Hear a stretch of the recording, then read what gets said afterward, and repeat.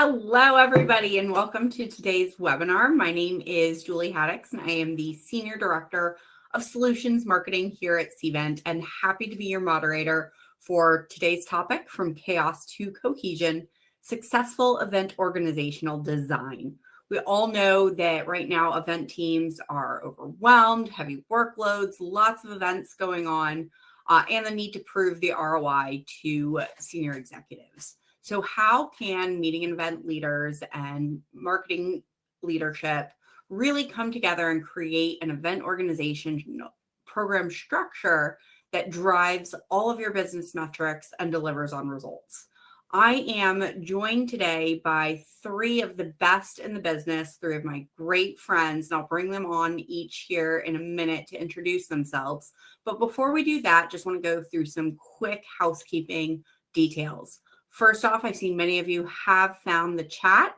Definitely chat with us, have a conversation. I'm in there watching what's going on. Our panelists are as well. And then we're going to be taking a lot of questions today. So right under that chat icon is the Q&A icon.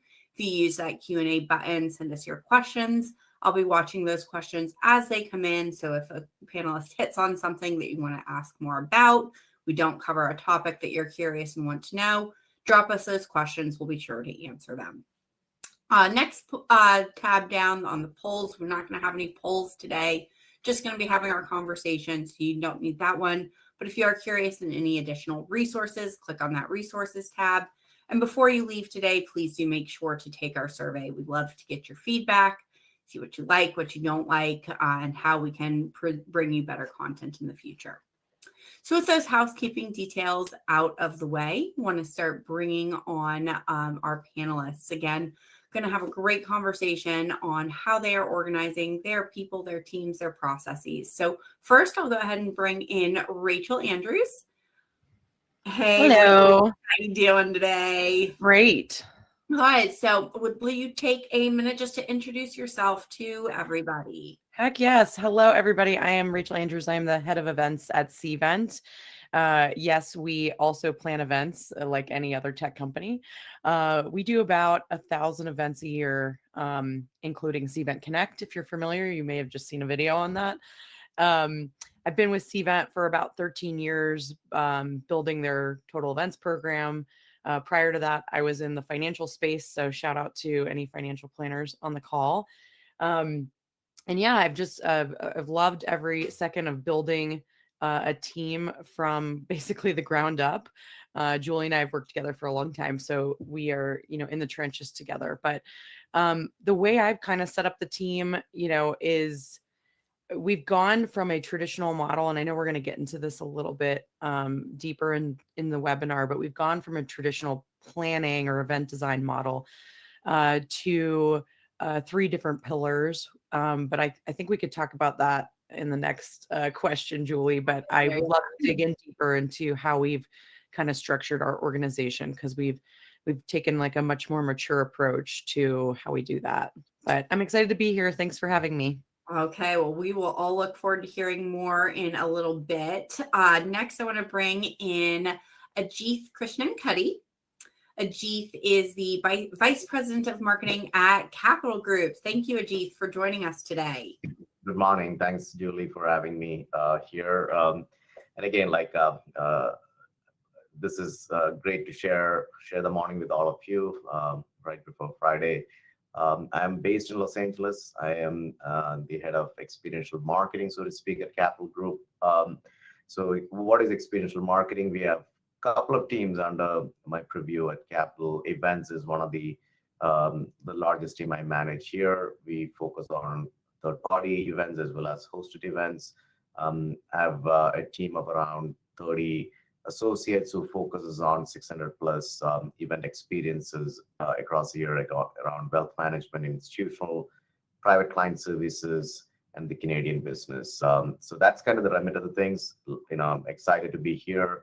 Been with Capital for 6 years, and before I joined Capital, I was with a technology firm running the global operations and client experience for almost 16 years. Awesome. Well, we're looking forward to hearing more about your team's program in just a few minutes as well. Want to bring on our final speaker, Amanda Young, who is the new Senior Director of Events at ConnectWise. Welcome, Amanda. Hi, thank you. And excuse my voice, everybody. I sound a little bit like a frog from pollen, but I'm excited to be here. Awesome. And I know you're brand new to the organization, but can you give everybody just a quick what you know so far about the team's scope for your event program? Yeah, definitely. So hello, everyone. I'm excited to be talking with you. I'm excited to be here with our two other speakers. I think I'm going to leverage some of their ideas, but I joined ConnectWise 6 weeks ago. ConnectWise is a company based down in Tampa. We're the largest provider of IT services for small to medium-sized businesses, which if you know anything about small to medium-sized businesses, they make up about 70% of business in the United States right now. So I was really excited for the partners and the customers that this company had. I'm lucky enough to have 14 planners on my team, and currently we're broken into 2 groups that focus on field events and community events. Across those 2 groups, we're planning about 200 events a year. And then we do have a community events that reach about 10,000 plus attendees a year. So excuse me, we're new at getting our processes up to speed, but I come from a background, and I hate to admit that I am in my 2nd decade of events, but I come from a very strong corporate background, launching brand events, launching brands for GE and Facebook, creating event programming with Julie and Cvent throughout the last 2 decades. So I'm excited to work with this team and get my hands around them to create a best-in-class event program. Awesome. Well, great. Thank you, everybody. And hopefully everybody sees why we brought all these great minds together today. We're going to focus our conversation this morning in 3 segments: the people, the processes, and the success measurements of building a really great event program. So let's start with the people, because I think we all know, and you all alluded to it in your introductions, that people are the heart and soul of your team. So let's start talking about, how did you get that team to where it is today? And Ajit, I'm going to go to you first, because you've been working on this for a pretty long while now. Where do you start? Where did you start? How do you continue to work with your team to get them where you want them to be as far as skills and execution? Indeed. Thanks, Julie. And it's a great topic. I want to take a couple of steps back here and then talk about, let's go back to 2018. And I reflect that because that's the time within Capital we moved events, and events were spread across multiple parts of the organization. And that's the time then we decided to bring events as part of our marketing organization. So that was step number 1. So it was pretty much a perfunctory function. The processes were all over the place. I would say their technology adoption was pretty behind. And I'm sure, like, I told the story a couple of times, and you guys also released a case study around those things recently.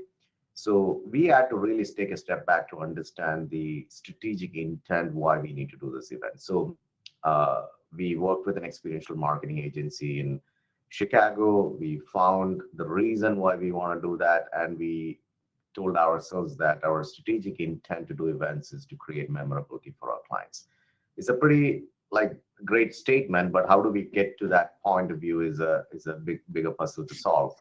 And we thought, how do we focus on the pillars that we want to focus on in terms of creating memorability?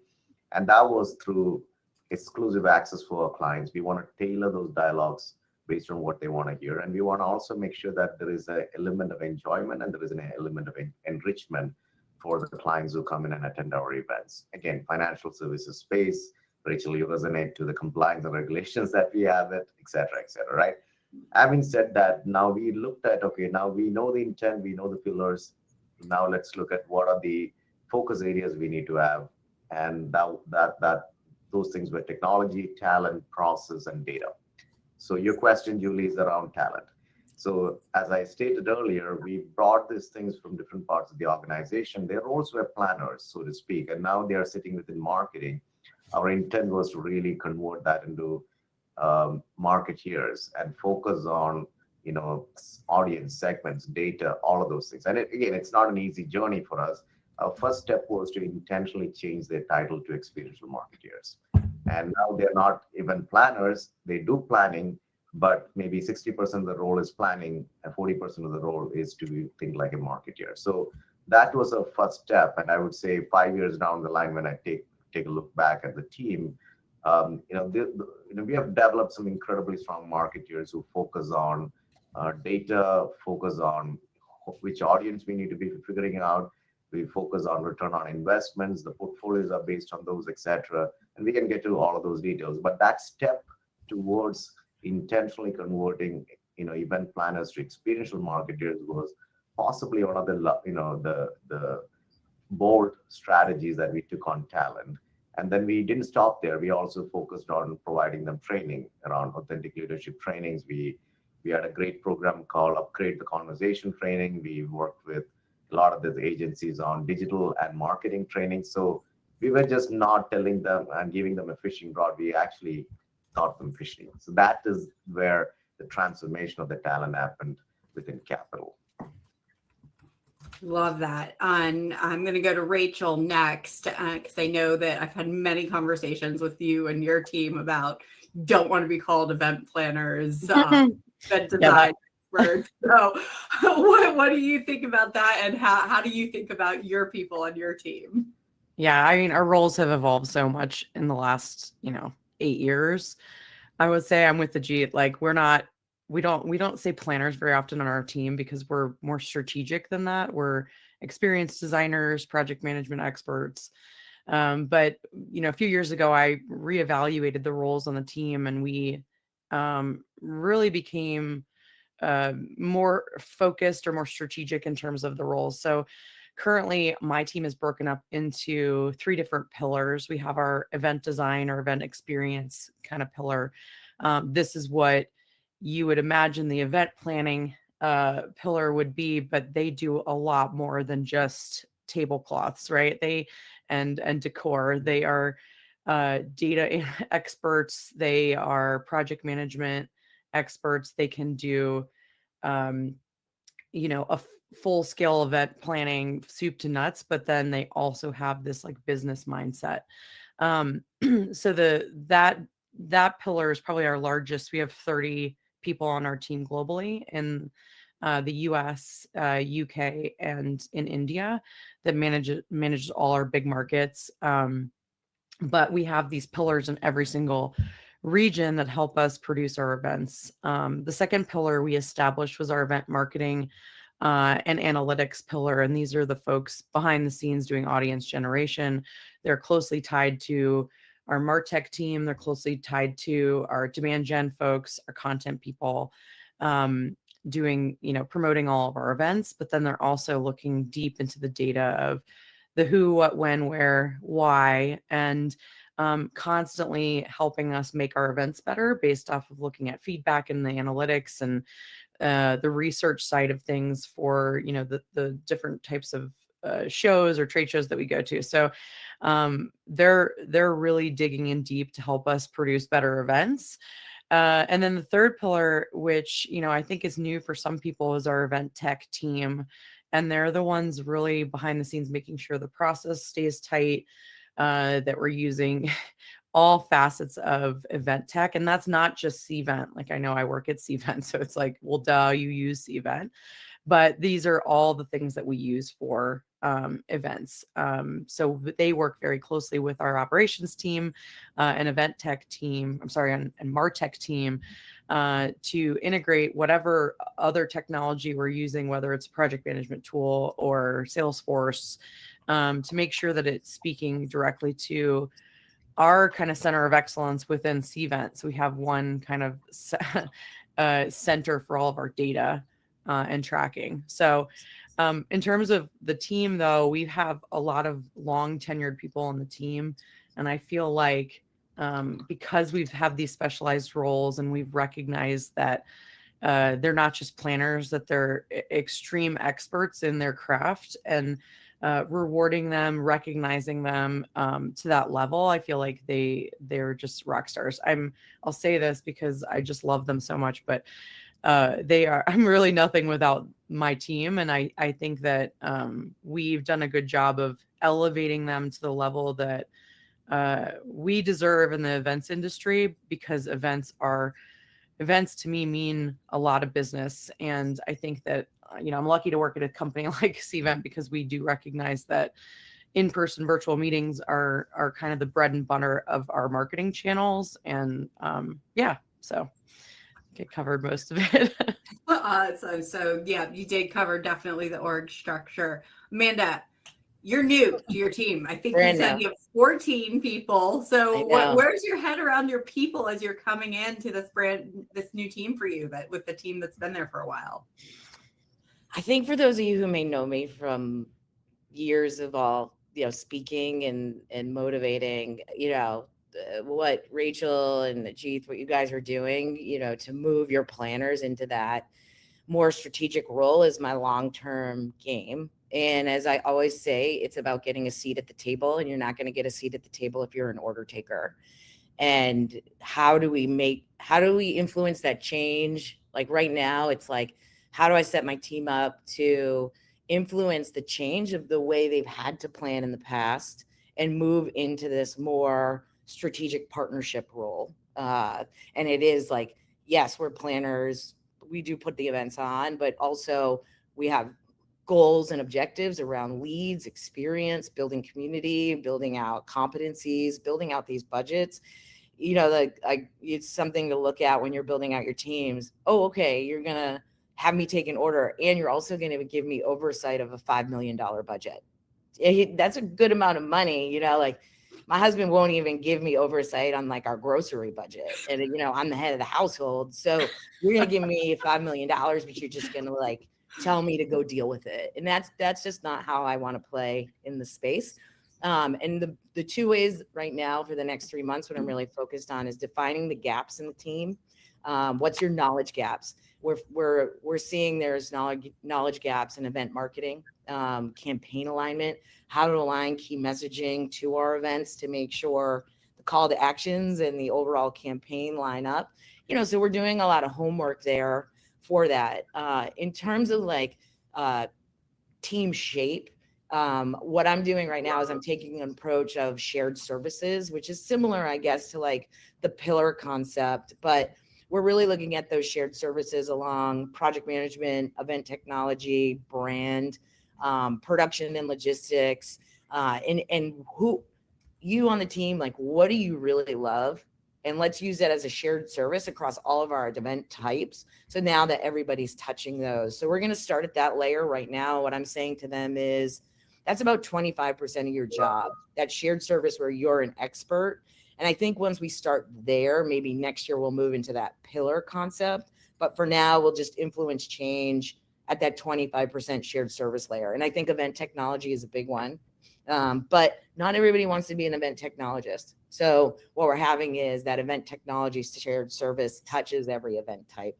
So we're going to start there and see how it goes. We're going to troubleshoot along the way. But again, like, doesn't anybody ever say that to themselves? Like, you give me all these budgets, you send me on the road, you send me to Singapore, you send me to Orlando, all these places, but you just want me to like make sure the coffee's hot?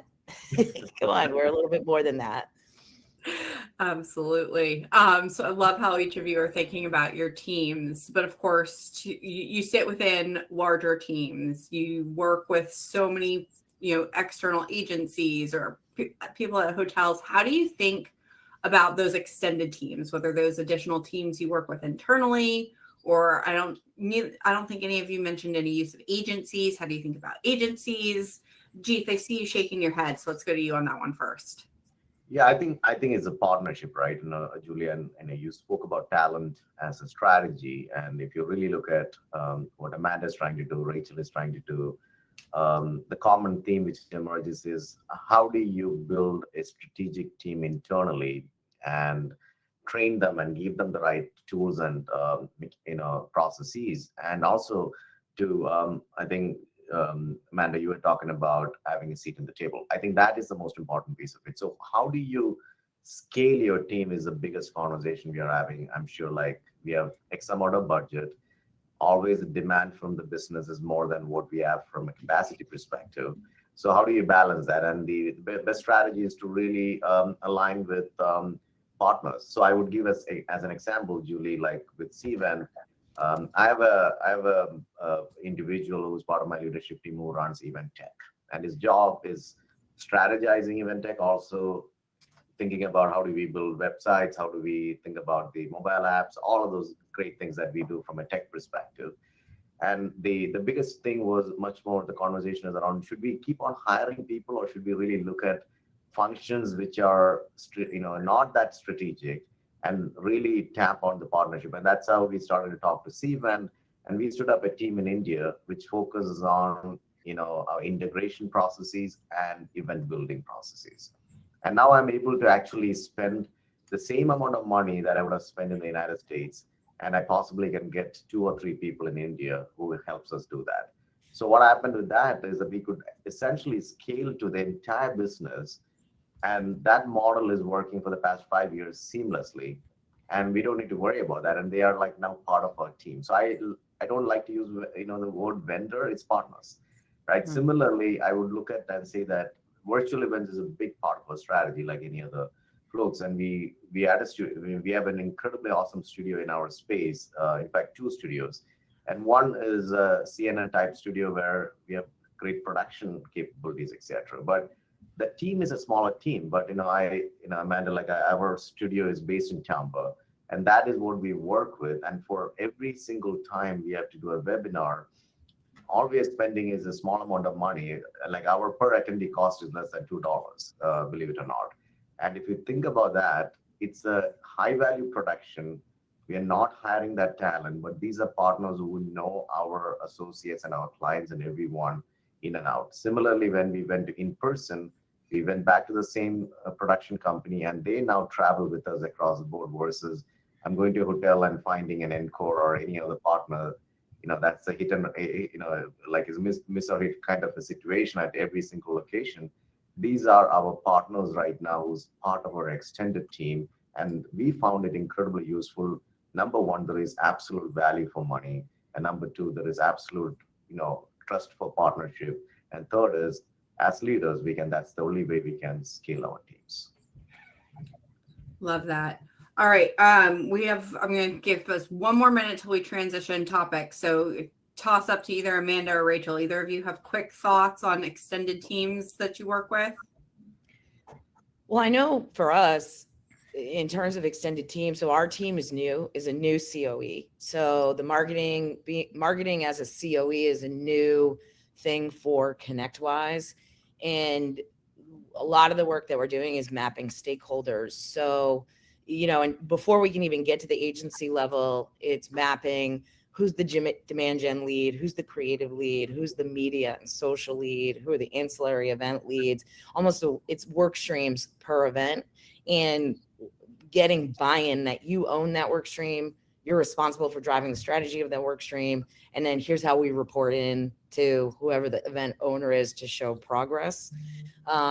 So again, maybe some of you are looking, and maybe you're in the same position I am, where you're just getting started. We're doing a lot of stakeholder mapping to make sure that we have the right people filling the right gaps. And that's new. It's a new concept for us to get those people to own that work stream and understand what that means. So we're starting there as well, to make sure that things are mapping correctly. Because once we get there, we can start doing some of the, bringing those creative agencies in, bringing the efficiencies with having India help manage some of your Cvent platform. So that's a phase that we're in right now. And we'll see how it goes, right? Because it's a new concept, especially, demand gen's a really tough one. Yeah, and Julie, if I could add one point to what Amanda was saying, is for the folks who are on the call and leaders who are on the call, who's trying to move the event function as part of the marketing, as important as the extended partnership is, I think there is a value that, Amanda, what you're trying to do from a RACI perspective, or connecting the dots, how do you work with the social media team? How do you work with the external, branding agency, or how do you work with an email channel? That is the only way you understand the overall marketing ecosystem. And for instance, for us, this year, the biggest priority is to really think about lead generation and how do you look at that journey from an end-to-end perspective. For a tech firm, that is the bread and butter, but financial services firm, we don't think like that. But that field marketing or account-based marketing is the future. And if you don't think like that and you don't connect the dots, and if you think that you got to hire all the talent within the team, that's not the strategy. You got to partner and you have to really structure the team. And that's the way to earn the seat at the table. Yeah, we do all of that internally. We work across different departments to get what we need to do done. But I want to say one thing that about event seasonality. We do extensive looks into when are our busy times. And so like you can't keep hiring people. A lot of us are being told to do more with less, which is my least favorite saying ever.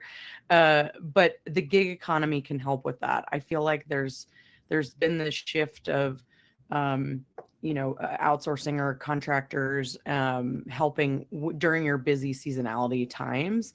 And we've like kind of done that on our side, is looking at, okay, well, we only have this many event designers that can do, X amount of events, times 30 or something like that, hours per event. We are over by this many people in this month or this quarter. Let's look at the gig economy or our partners to help support those things. All right. On that, I'm going to transition us to our second topic because we've started to touch on it a little bit, and that is the process that your team operates in. Ajith, you started alluding to this a little bit in some of your last comments. So why don't you tell us a little bit about the processes that kind of support the team that you have in place? Yeah, I mean, it's a phenomenally important topic. And if you really look at the structure and the pillars that we were talking about, process is one of the key pillars that we thought we should really look at it. And the process could be fixed, like either if you really think about technology, and I think we have worked very closely on streamlining like GDS integrations or passkey. And it saves a ton of hours and ton of time. And that is probably one of the way that we can convert an event planner's focus area to be more strategic in nature. So I would highlight two body of work. One body of work I think Rachel just touched on was capacity by itself. And we only have finite amount of capacity. We are not hiring every single day. The number of events are going up, especially after a post-pandemic, because the virtual strategy has evolved dramatically. So one of the things that we did was to really look at and say that, how do you tierize events? And when I say tierizing, it's easy for us to really think through that. But we went back historically to really look at and say that, how do you look at experiences? What are the components of the experiences? What are the components of the key content that we showcase in that? And what are the technology elements involved in an event? And based on that, we had certain parameters, and we will basically look at that from a very strategic angle while we create the portfolio of events, and say that we have three types of events: tier 1, tier 2, tier 3. And that is a mix of the complexity of experience, content, and technology. So if you think about that as a framework, now we understand our event portfolio of 600 events, where that falls under these tiers, and we can create a heat map. So take that as an example. And then now I want to convert that into a capacity. So we have a couple of different roles within our team. We have senior I wouldn't say planners, senior experiential marketeers. You have folks who are managing the actual planning piece of the puzzle, and then you have contracting support, etc. So the managers are now looked at from a 60 or 70% of capacity. So 2,000 hours is what you have within a year. So 70% of the capacity goes against actual execution of the work. Then you have your vacations and all the other things.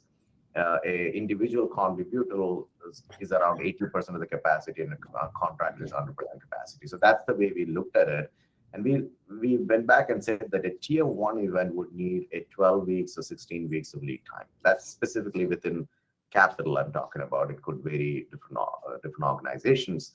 A tier 2 would need 8 weeks, and tier 3 would need 3 weeks. And based on that, I need 2 people working on this one. And we now know a tier 1 will take 500 hours of work to do it. Tier 2 will take 300. Tier 3 would take like 100 hours of work.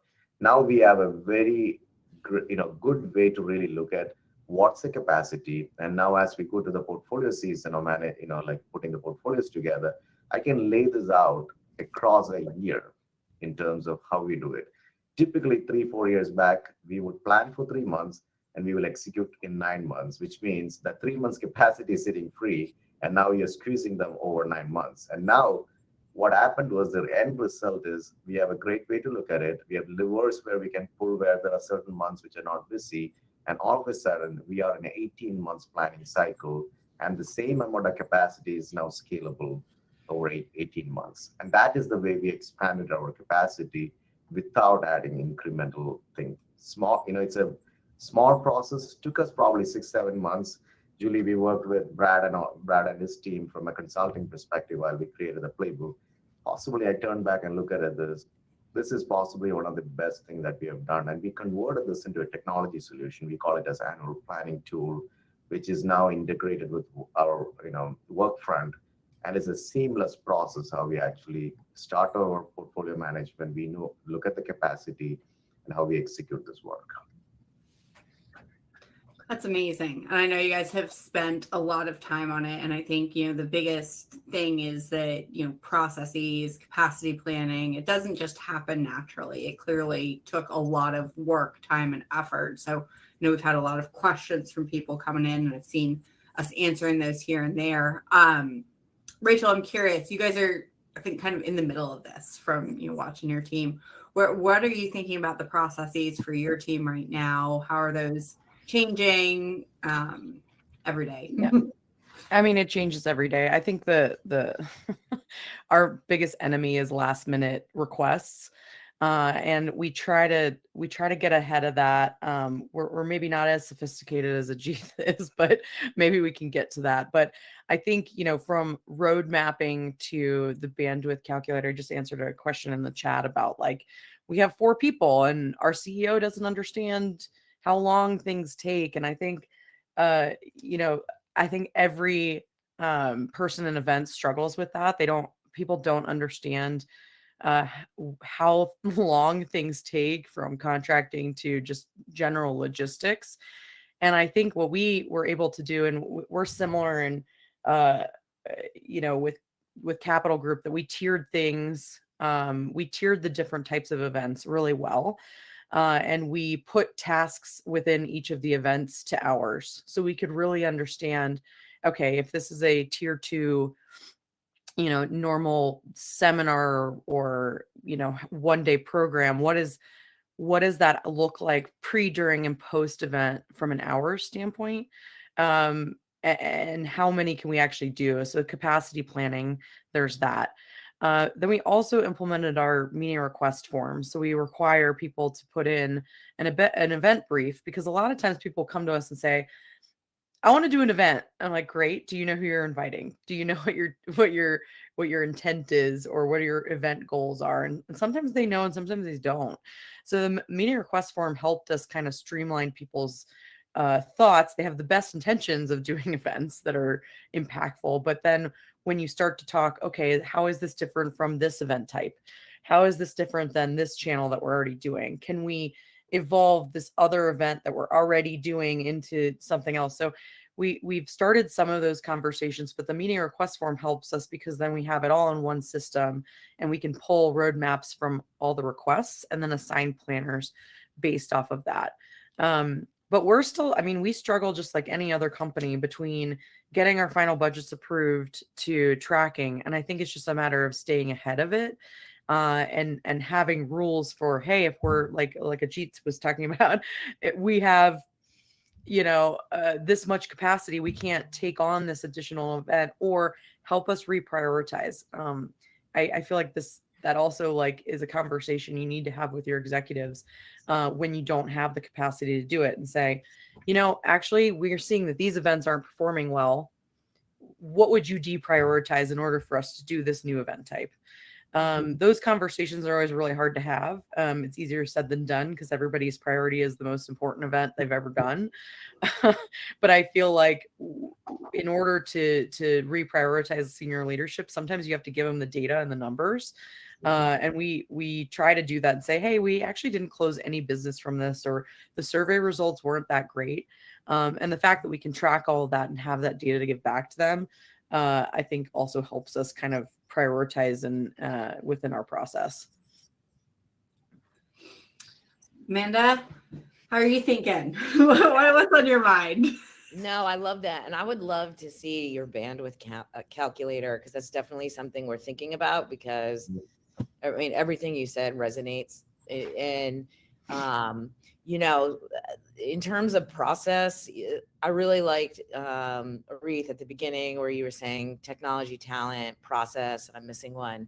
But for me, I'm leading with process as the first mountain to jump over and solve for this team. Like, for example, we're working with the Cvent programming or Cvent event design group right now to figure out how our technologies are mapped across our event programming. Where do our integration points come?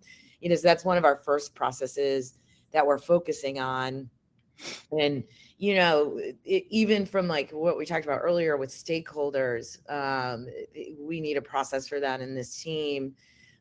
So again, like as I'm prioritizing, where do we begin? Where do we influence change first?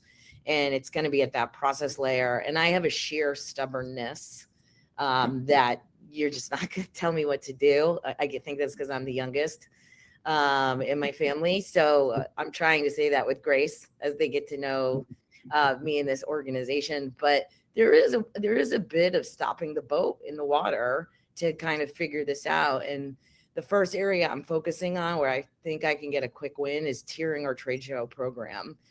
So we do about 75 trade shows a year in North America.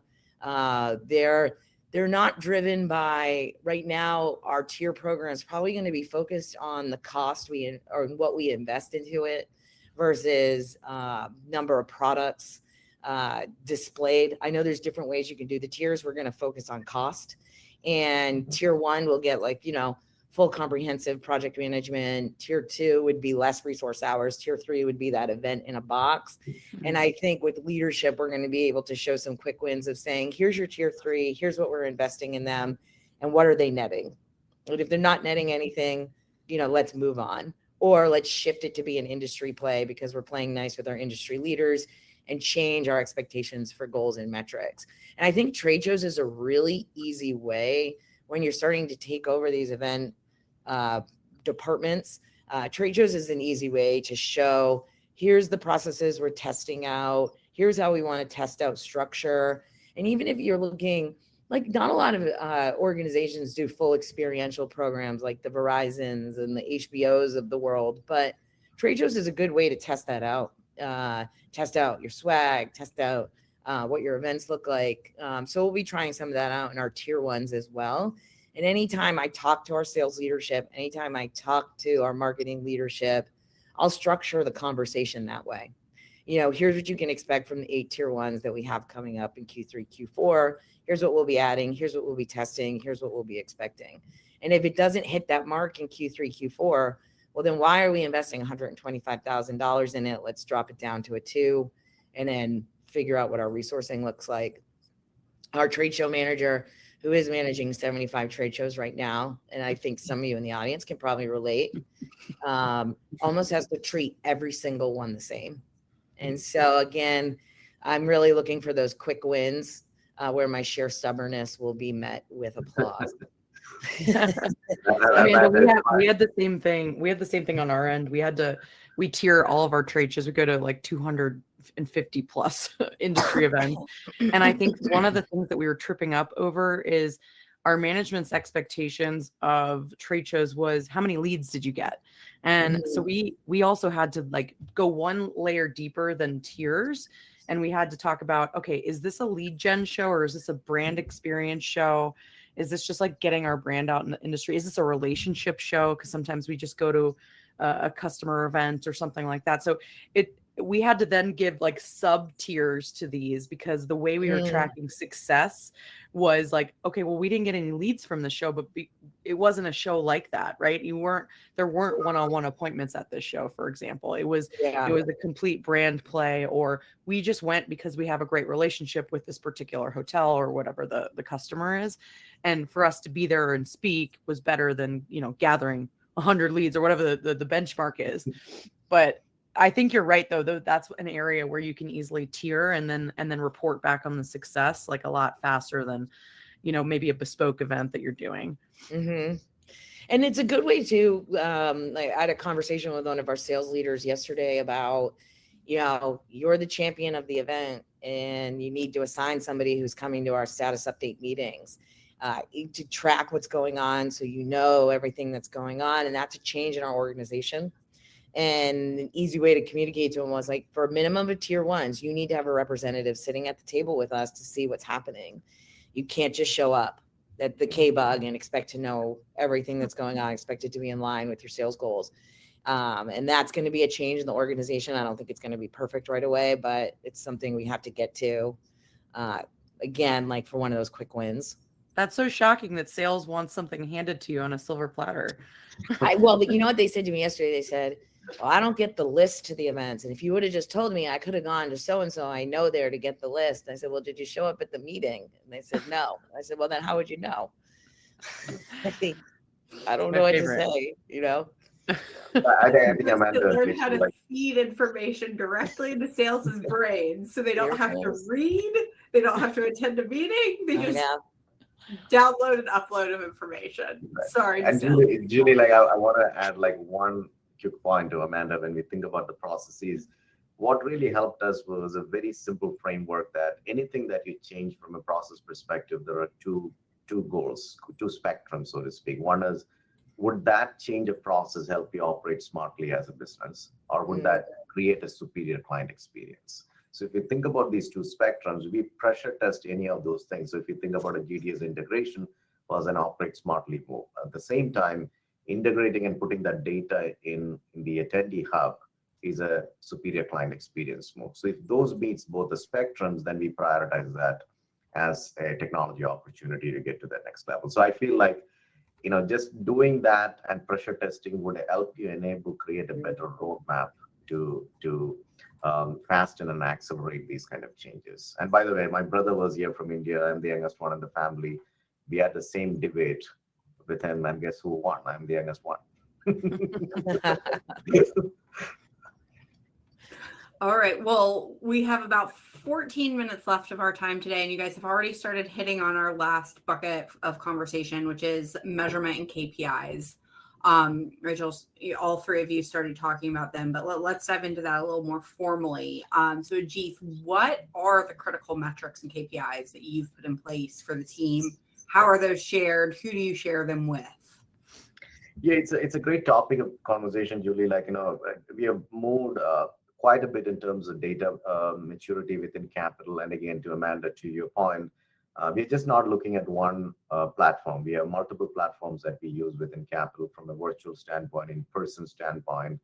We have a data warehouse, etc. And then the first step was to really look at it and say that how do we get this data in a very structured manner? And we worked with our IT partners to figure out that strategy. So we have a data consistency taxonomy strategy, then moving that data from different platforms with an integrated middleware strategy, and then moving those insights into a reporting structure using a business intelligence strategy like a Power BI or a Tableau kind of a thing. So that's kind of the baseline foundation of what we're doing within Capital. And then we really looked at and say that there are KPIs from a marketing standpoint in terms of what's your portfolio, how many events are we doing, how many attendees, what's kind of the net AUM that we are hitting on, like what's a number of leads, etc. So that becomes kind of the baseline data, which will go all the way to, what's the feedback, how are the speakers doing, which content is doing better than the other things. So I think that is the foundational operational. So we call that as operational level reporting or performance level reporting from an events perspective. So we have set KPIs, we have standardized global KPIs, which the CMOs or the head of marketing look at that, and we report that back into our management committees on a quarterly basis. So that's step number one. Step number two, to Rachel's point, one of the biggest levers that we do that during a portfolio creation at the start of the year is to really look at which event is performing better than the other one. And that's always a tough dialogue because every salesperson is going to say my event is better, more priority than the other one. So we have a very robust way that we work with our insights and analytics team and data team. We look at it from two angles. One is, did that event do any sort of sales lift? And did that event create more meeting opportunities for the wholesalers? So those are the two metrics that we look at it. And we have a great way to look at 6 months post-event data to say that whether this event was a success or not. And what we do is we take that past 1 year worth of data and rank stack those events in two metrics. One is, did that event perform from a sales perspective and create more sales opportunities? And second is when you look at from a cost angle. So if the cost is number one and the performance is 20, then it's not the right approach to do it. So there is something wrong around those things. And the third piece is, to Rachel's point, not all events are lead generation events. Some of those events could be brand related, reputation related events. So we take that apart from that angle. So that's kind of the metrics that we do. A very systematic way to look at operational level reporting that is pretty much consumed by event leadership and marketing leadership. And then there is a data performance, return on investment data, which is given back to the sales and the management committees to really look at where should we be investing on those things. So the structure is important. And once you have the structure and the data, you can dissect in any way possible to get to that. So my recommendation is always look at the integration and middleware strategy so that you have the right data in the right taxonomy and right consistent way so that you can report it in the right way. Yep. Go for it, I can chime in here. So I feel like we're using, a lot of buzzwords, and I feel like sometimes I'm like, can you just tell me what I need to do? I feel like with ROI, it's like that. It's like, how do I really understand ROI? And, we do have a pretty sophisticated model here. If you are not familiar with the time decay attribution model, please Google it. But basically it means that you have multiple touch points with your events. And a lot of times you're like, I don't know if, they may have come to 3 events and gone to a webinar and gone to our website and downloaded a white paper. And you're like, which of those things actually converted them into doing business with us or, having brand affinity, and so it's hard to do that. But what we do is we do multi-touch attribution here at Cvent. So we'll look at the entire customer's journey and what they attended, and then look at, okay, was business actually closed, or was it just a factor in their business journey with us? It is pretty complicated. I'm not going to lie. Like, it took me a while to really sink my teeth into what that data actually meant. But we look at everything from how many leads did we get, or was there actual closed won business from that particular event, or was it just was part of that event attributed to the overall journey? And what percentage gets attributed to that particular event. And the closer it is in time to closing that deal, the more kind of points get attributed to it.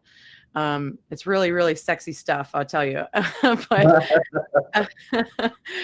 I think you can get very lost in data. I feel like I talk about data all the time, but you can also have data overload. And I mentioned about our trade shows earlier. One of the things we were looking at, we looked at all of our trade shows and we were like, wait, why is our, attribution going down in trade shows? And it was because we weren't defining them correctly. We were looking just at leads for these shows. And when you dig into the event type and what the actual goals are for that, you might actually be succeeding. But if you're just looking at business closed or leads for a show that you just want to get your name out there in the brand space, I think that you just need to define that.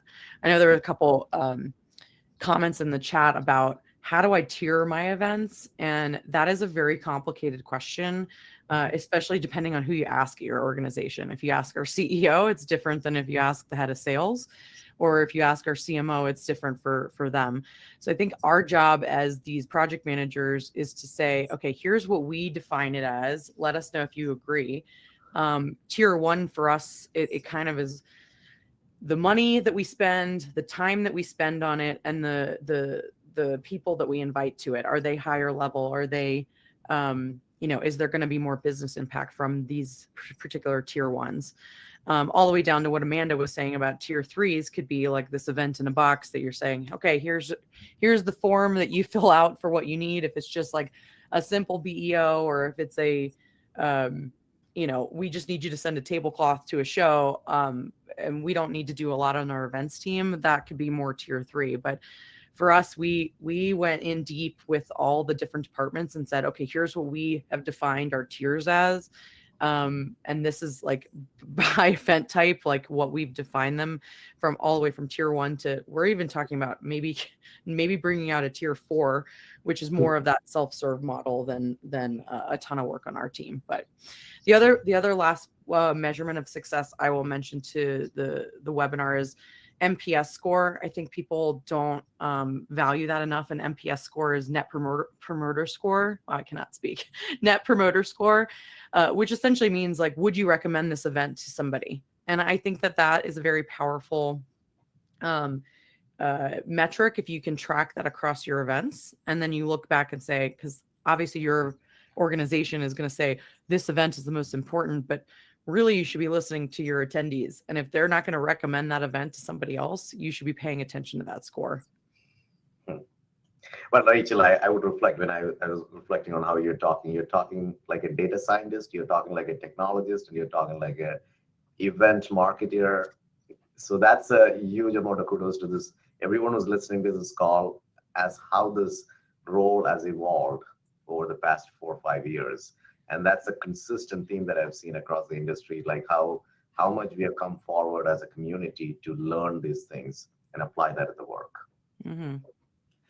Amanda, listening to this conversation, I'm thinking back to one of our first sessions that you and I did together years ago, which was bridging that S&M planner and marketer gap. And it's just so amazing to hear this conversation and really see that it is gap coming together. Growth. We had when Julie and I did this, one of the first things, this is like a 10-year ago problem, but people are so defensive and protective of their little lane. And I think that with data, it's kind of pretty straightforward, like transparent, and we have to have honest conversations about the data. I think the net promoter score is a big one. Like, why don't you want to tell your friends about this? Why don't you want to come back? And I think that's a really easy way to bridge all those teams that once used to be protective in their own little world.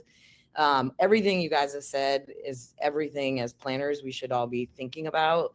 The one thing I want to add, which I think is another gap we have to start bridging, is, and this is a generational thing, it's content and media, social media, paid media.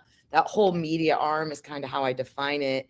How do we start setting realistic metrics around that? And how do we make decisions about the content and experiences happening at the events to move the needle on those metrics or to track those metrics for those impressions? And that's something I'm hoping to influence some change here in this new organization. It's like, even those speakers, maybe we have the speaker who really knows what they're doing, but we also have the speaker who knows what they're doing and has 25,000 followers on LinkedIn. And that's a good metric to be tracking for media impressions. And I think that's the new layer of all of this. We know leads, we know Marketo, we know Salesforce, we're bridging all that together. But now how do we bridge that media component, and how does that impact the decisions that we're making at our event in order to move the needle on those metrics? I love that. And we're nearing end of time. And I do want to ask one question, because Jason continues to ask us in chat and Q&A about deeper integrations and connecting that sales and marketing data. So can anyone talk to, at this point, CRM integrations, Marketo integrations, and really connecting that sales and marketing data with your event data? Or do I need to shamelessly plug direct Jason to some of our other content? No, I think we have quite a bit. I just responded to Jason, and it's a broader topic of conversation, Jason, and happy to connect with you offline on this one, but it's like I said earlier, it's an integration strategy. It's not a one-off strategy, and that's where you end up in working with who is your partner, your internal IT team, and to really understand the architecture of where your data is coming from. So it's happy to connect and talk to you, and we can walk you through the entire strategy that we have built around integration and data and business intelligence around that. So I just responded to Jason, so happy to connect with Jason after this. And I am going to shamelessly plug coming to Cvent Connect, because I know our CMO and our head of our GDC, our Global Demand Center, are going to be doing a session on this topic at Cvent Connect. Look at that. My webinar producer, Greg, behind the scenes, right with me on the slide for make sure you register for Cvent Connect. He's telling me, Julie, it's time to wrap up here with a minute to go. So I'm going to say thank you so much, Amanda, Rachel, and Ajit, for coming and joining in this conversation, and for everybody who's been engaging with us. It seems like we could have gone all day and talking about this topic.